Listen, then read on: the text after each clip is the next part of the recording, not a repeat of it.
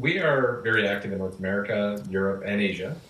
It's very interesting. Of course, some of the biggest battery manufacturers in the world are all based in APAC, whether it be in Korea, Japan, China, of course, Vietnam, with our partnership with VinES.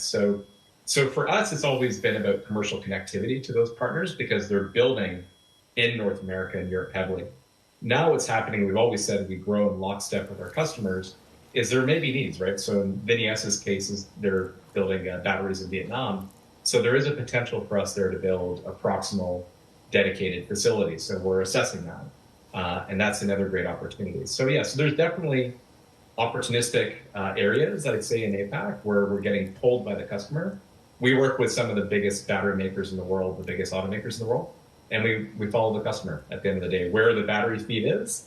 And then ultimately, in terms of your question on end use, quickly, it's ultimately a closed loop model. So we want to get those same lithium, nickel, cobalt products that I was talking about back to the source where we were getting the material from. And that's truly closing the loop.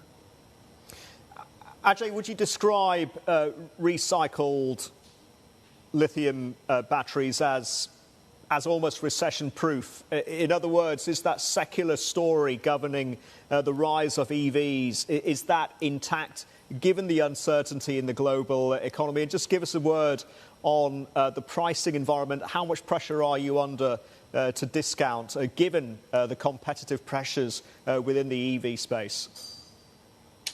Yeah, it's very interesting. Obviously, we're in a very unsettled macro, but from a secular perspective, we continue to see very strong growth fundamentals for new battery factories that are continuing to be executed, Asia, North America, Europe. Of course, sales maybe in the near term, you see a little bit of a petering off, but that really is short term. And I think what's at the core of a lot of the OEM and battery maker strategies with those that we work with is this realization that the critical materials are the key linchpin. And so what we make, the lithium, the nickel, the cobalt, it is in vast undersupply versus the amount of demand. And that's not changing, if you look this year, next year, 5 years ahead. So that's a very strong fundamental and has a great tailwind for us as we move now this year and into the years beyond.